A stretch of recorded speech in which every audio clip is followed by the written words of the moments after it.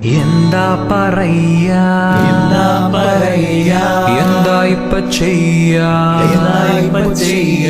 കൃപയെന്നല്ലാതെ എന്നാ പറയാനാന്നേ എന്താ പറയാ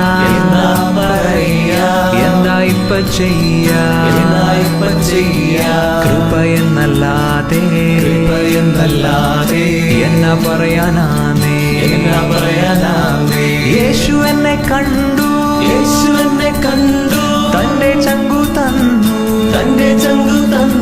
ചോര കൊടുത്തെന്നെ തന്നെ സ്വന്തമാക്കി ഉള്ളതു പറഞ്ഞാൽ ഞാനൊരു തല്ലിപ്പൊളിയാണ്.